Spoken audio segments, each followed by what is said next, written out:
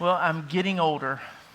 It's true. I had a birthday last week and turned 41, which, if you've been around Coastal for a little while, know that I've had a goal that before my 41st birthday, I wanted to be able to dunk again, right? That's been a bit of a goal that I've been training toward, and my goal was, as my kids have gotten older, that they would actually have memories of Dad being able to dunk, right? That he could dunk in his 40s.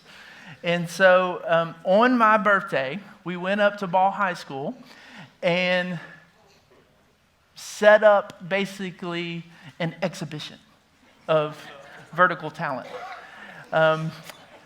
And I was somewhat successful. So I want to show y'all the video. So check this out. This is me. You know? It's not pretty, and not too many people were impressed, including my own children. But it counts for this 41-year-old white boy. This counts. That counts. And listen, I recognize that in some ways 41 feels really old. Like I have those moments. In fact, about a day or two after that dunk, I was still sore, right? I mean, so there's part of me that's catching up with me, and then other ways I still feel young and vibrant. And there are people who I've met who really are legitimately old. This past year went to, some of you are like, is he talking about me? And you're like, hey, what did he say? No, just kidding.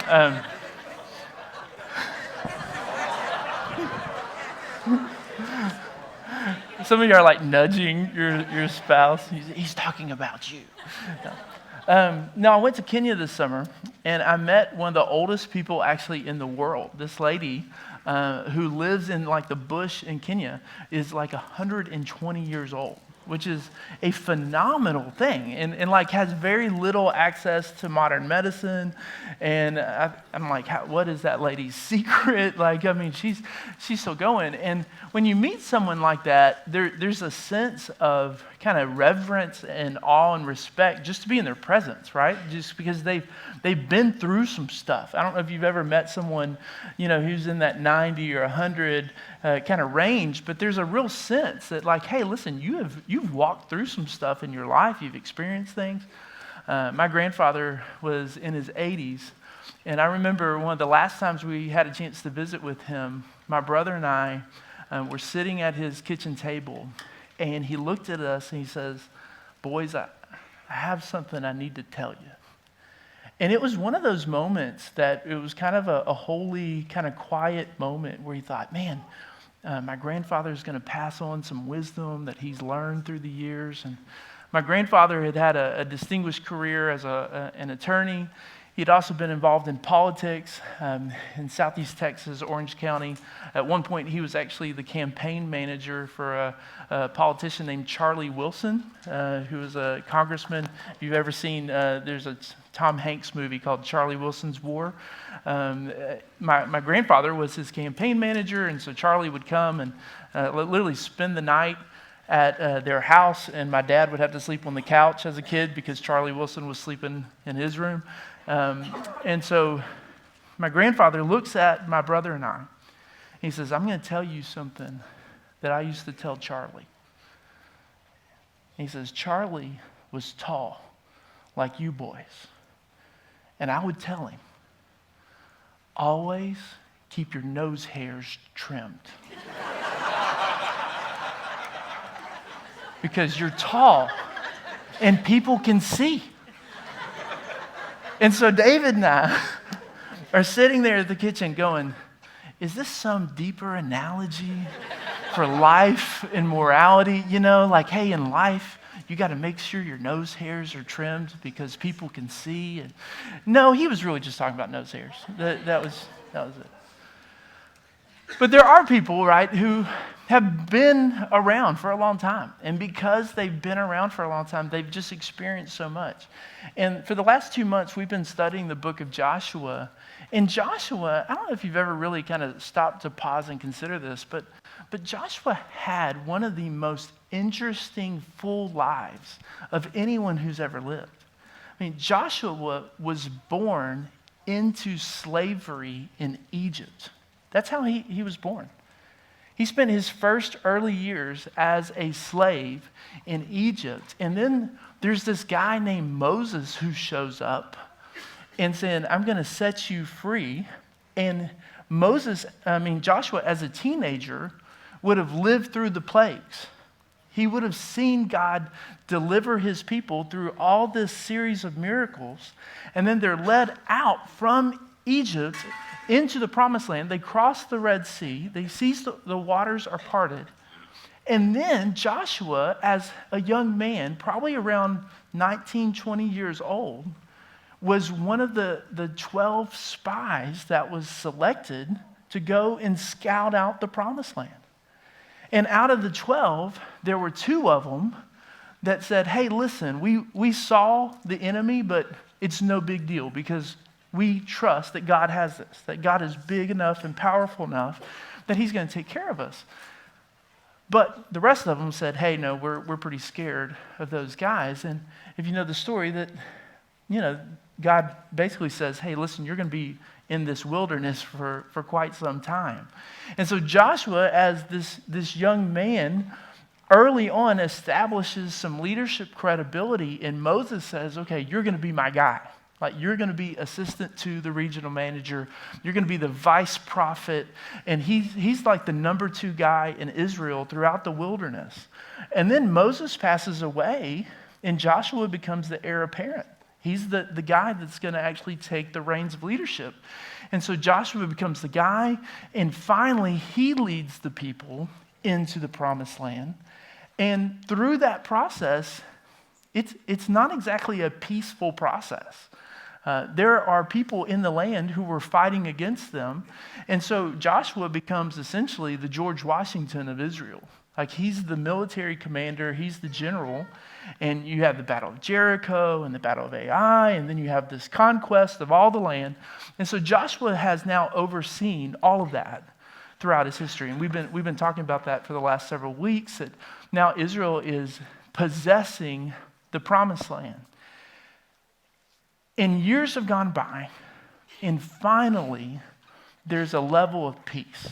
Now, not all of the tribes that were there in Canaan, in the promised land, were completely eradicated. There were a couple places where Israel said, you know what, we're going to make a treaty with you, and you're going to get to stay. And so, but by and large, by the end of his career, there was a sense that Israel now was in control of the land. And you get to the very end of Joshua, and you have back-to-back chapters. Joshua is giving his farewell speech. And you can imagine being someone who was part of Israel and the respect that you would have had for Joshua. This is a guy who had seen it. He had been there. He had seen God's hand at work. You had massive amount of experience and integrity. And that is the speech we're going to look at today to close out our series in Joshua. His farewell speech, where he is saying, these are the parting words, right? These are the most important things that I want to make sure I pass on to you. So if you have a Bible with you, go ahead and turn to Joshua chapter 23. We'll be in chapter 23 and 24 today. If you don't have a Bible with you, the words are going to be on the screen, and you can follow along. But I want you to check this out. Here's Joshua's final words to the people. It says, a long time after the Lord had given Israel rest from all the enemies around them, Joshua was old, advanced in age. So Joshua summoned all Israel, including its elders, its leaders, its judges, and officers, and said to them, he says, I'm old and advanced in age, and you have seen for yourselves everything the Lord your God did to all these nations on your account, because it was the Lord your God who was fighting for you. Joshua understood that, hey, listen, he wasn't alone in this journey, that they had actually been part of that. And he's reminding them of how powerful God is. He's reminding them of all the ways that they have seen God move on their behalf. And that's an important spiritual practice for all of us, to be able to actually stop and rehearse, to retell the stories of God's activity in our lives. This afternoon, Executive Pastor Toby Smith and I are going to go to Pearland. That's right, we're going to cross the causeway, so be prayer for us as we travel. But we're going to go to Pearland, and we're going to talk to a small Baptist church who has just a few remaining members that has been in conversation with a young church plant that's looking to maybe merge together. They could come together. And in some ways, that's Coastal's story. 11 years ago, University Baptist Church had been here on the island, and Holly and I and some other folks moved to Galveston to start this church, and we said, what would it look like for us to do this together? And we've seen God move over the past 11 years. And so we have a story to tell of what can happen when people submit themselves to the Lord's will and really humble themselves to see what God can happen. So we're going to go and share that story with them today as just an encouragement. And you think about the stories of God's activity in your own life, and listen, people will remember principles and truth, but you know what they really remember? They remember the stories. They remember the stories of how they've seen God work in our lives. And so pass that down.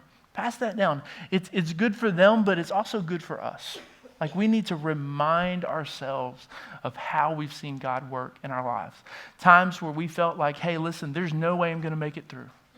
But then you stop and you remember, you know what? God did see me through. And I was down, I was out, I felt hopeless, and God provided hope. Right, remember those moments. And Joshua says, hey, listen, we've had those moments. Like, we have been through some stuff. We were born in slavery. Here we are in the promised land. It has been a heck of a journey, but God has seen us through. And then he continues. Verse 6, he says, be very strong and continue obeying all that's written in the book of the law of Moses, so that you do not turn from it to the right or the left, and so that you do not associate with these nations that are remaining among you. Do not call on the names of their gods or make an oath to them. Do not serve them or bow in worship to them.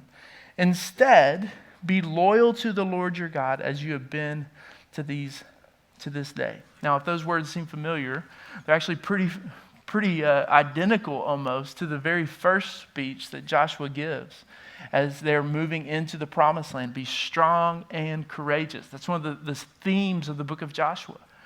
And he's coming back almost like to the beginning of his term as leader, and he's coming back to the same theme and says, hey, listen, you're still going to need to be strong and courageous.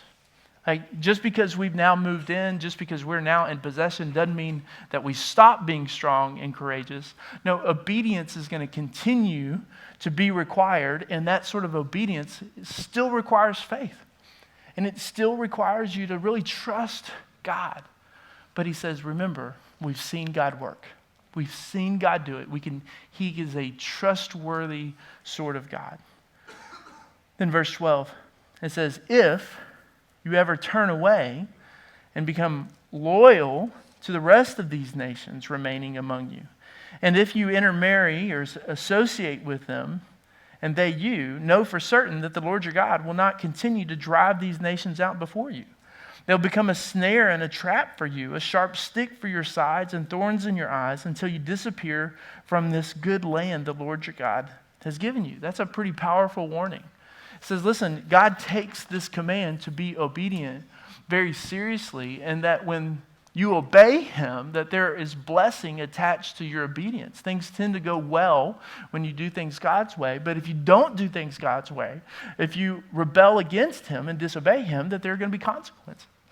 That you can't expect God to bless your life if you're not obeying the things that he's told you to do. And one of these principles that I think hopefully you've heard from us and and really understand is that God's way really is the best way. It's always the best way. Now, that doesn't mean that if we obey Scripture that our life's going to be perfect and easy. And in fact, when we think about the people in the Bible, they obeyed God, and sometimes obedience led them even to death. Obedience led them to suffering or persecution. But it does mean that when you apply biblical principles to your life, that you'll benefit.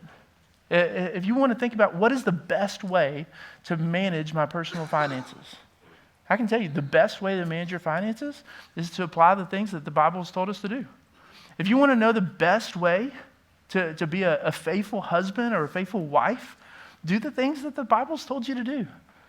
When it comes to parenting, when it comes to friendship, when it comes to controlling your tongue, listen, obeying Scripture and doing those things will always lead to the best possible outcome. Even if it's not an easy outcome, it's always the best outcome. But when we disobey, we suffer. And can I just be super honest with you guys? I think being a Christian today may be just about as hard as it's ever been in some ways. Because we have the things that people have always dealt with, but man, there are some challenges that we have that maybe previous generations didn't have. I mean, we have this battle between our flesh and the spirit within us. The moment you become a follower of Jesus, here's what happens. You recognize that you need God's grace and forgiveness. That you say, listen, I'm a sinner and I need the grace of God. And I trust that what Jesus did for me on the cross was sufficient to pay for my sins.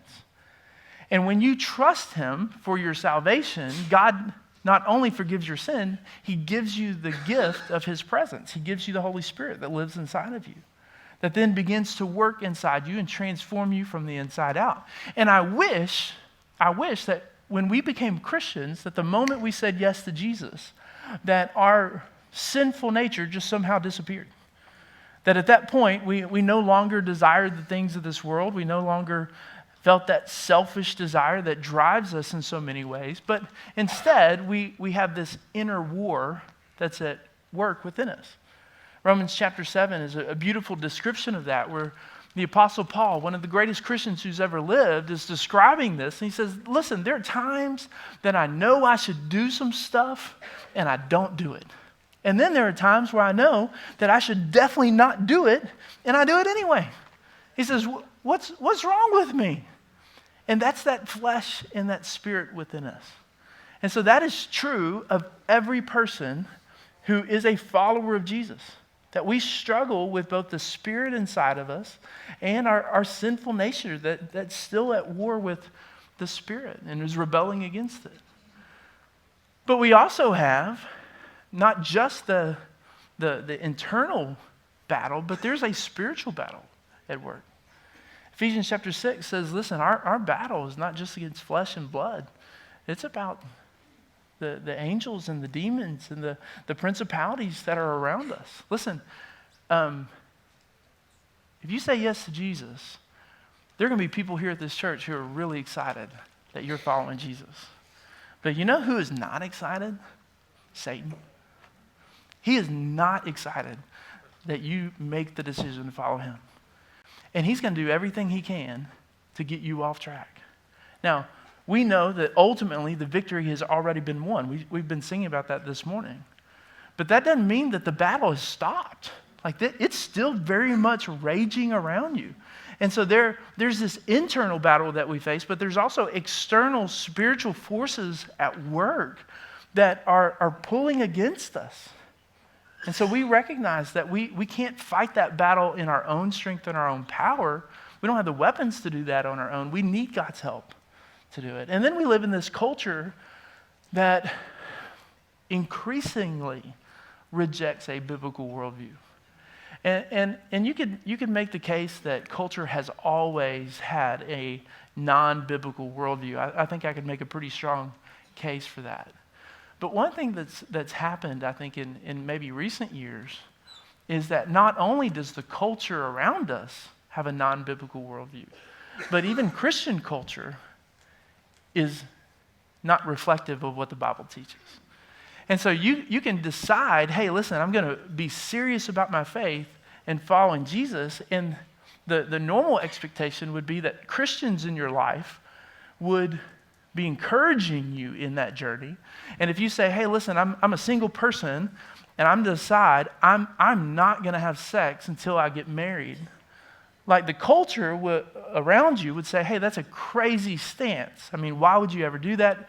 You got to test drive the car before you buy it. Like, you can't just go do that. That doesn't make any sense.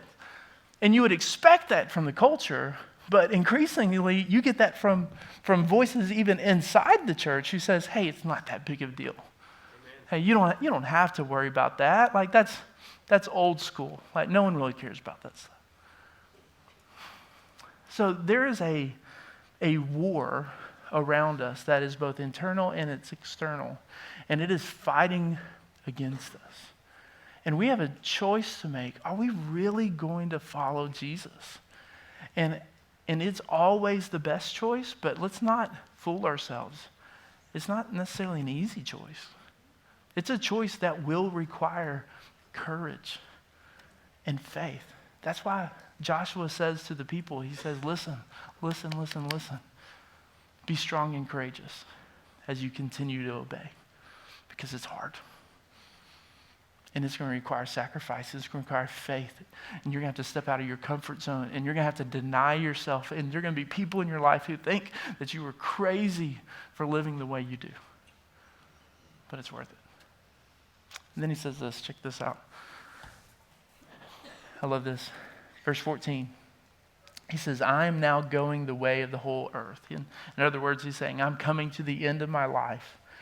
And you know with all your heart and all your soul that none of the good promises the Lord your God made to you has ever failed. Everything was fulfilled for you. Not one promise has failed. And isn't that just a great verse? To know that God always fulfills his promises in a world that is so not dependable, in a world where people around us are inconsistent in their character. God is always consistent in his character. And when he tells you he's going to do something, guess what? He does it every single time. Now, there are times where you may hear a verse like that and you say, Aaron, I don't know that that's true. I mean, sometimes it feels like God makes promises and he doesn't fulfill it. Well, I'd push back on that. I'd say, slow your roll. Because what happens is sometimes we put words in God's mouth. Sometimes we say, hey, listen, God has promised me this. But it's like, no, actually, that's not true. Sometimes people don't read the Bible correctly. I don't know if you know this, but not every promise in the Bible is for you.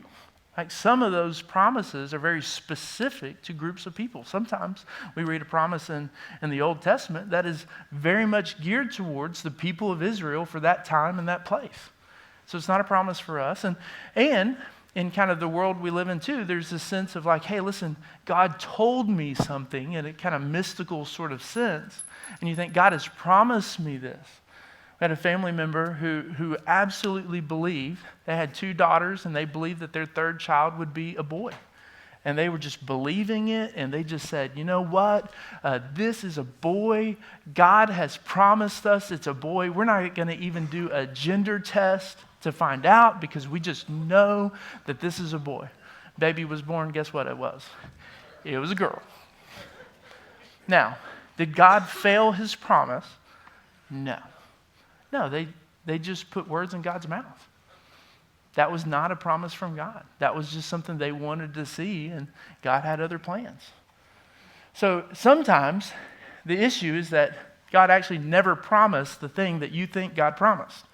And so if you think that God promises you that you're going to have this boy, or you're going to get married, or that your life is going to be perfect, or that you're always going to be healthy, I can just tell you on the front end, those aren't promises from God. Right? But he does fulfill his promises. And sometimes the issue is that God's timing is different than our timing. Sometimes we're waiting on God to fulfill his promise, and we think it should have already occurred by now. But he's going to do it. It's just going to happen in his own timing. I mean, God made a promise that the Messiah would come. But at the end of the Old Testament, there was a 400-year gap between the last prophets and when Jesus finally came. That means multiple generations came and lived without ever seeing the Messiah come. But it wasn't because God failed. It's because he had a different timing. So God's always going to fulfill his timing, his promises. Just the timing may be different than what we expect. So God is this faithful God who can be counted on. And here's what Joshua says in the next chapter, in chapter 24.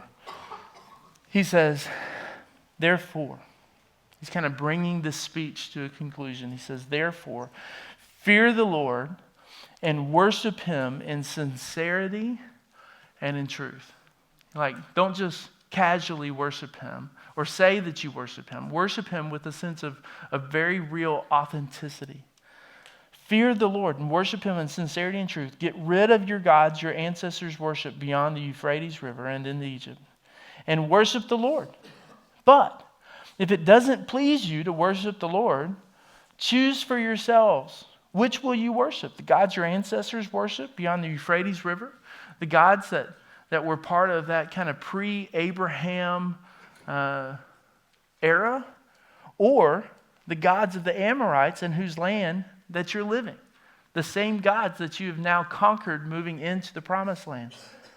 And Joshua says this. He says, as for me and my family, we will worship the Lord. Other translations may say, as for me and my house, we'll worship the Lord. How many of you guys have ever heard that verse before in your life? How many of you have ever seen it at Hobby Lobby printed out? How many of you have it in your house somewhere? Framed. Listen, there are some verses in Joshua I can guarantee you do not have framed, right? But this is one of those kind of framed verses. And I think what's really interesting to me about it is that out of context, you may think about, hey, this is someone that on the front end of their spiritual journey is saying, hey, this is what I'm going to do with my life moving forward. Like, this is the kind of person I'm going to be, this kind of family that I'm going to raise.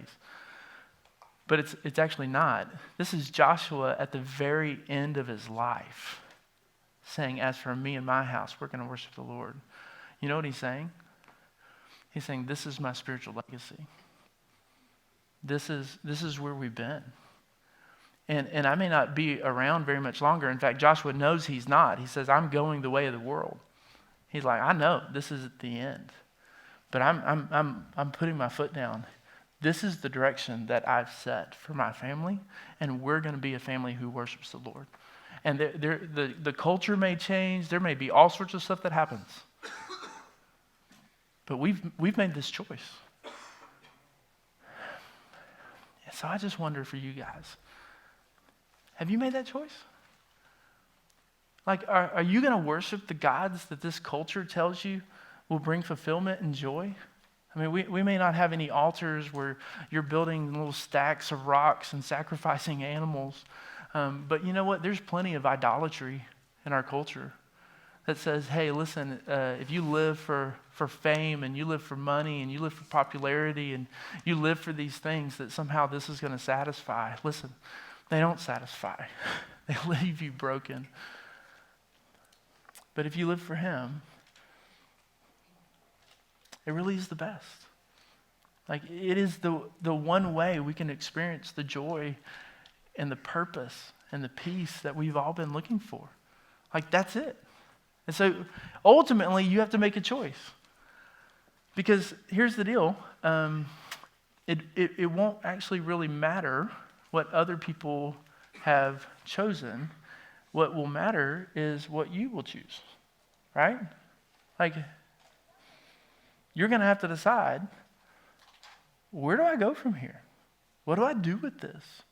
Am I going to be really serious about my faith, or is this going to be kind of a casual sort of thing? But choose for yourself who you're going to serve. You're the gods of the Amorites, the gods of your ancestors, or choose to serve the Lord. Now, I think one of the intimidating things about all that is that we think, how can I make a commitment to serve the Lord when I know just how jacked up I am? I know how broken I am. I know how prone to wander and prone to disobedience that I am. And there's some of us that you think, man, I don't even want to try it if I can't be excellent at it. Like, there's no point. My son is like that. Ethan's a great athlete, but he's gone out to surf a few times, and he wasn't instantly good at it. And because he wasn't instantly good at it, he just decided, you know what, I'm just not going to surf, right? And some of you, that's the way you feel about Christianity. You think, listen, if I can't just do this really well, if I can't be the best Christian, then I might as well not even try. Like, I'm just going to give up. But can I tell you something? This is super comforting. That when God calls us to follow him, he has already factored in our stupidity.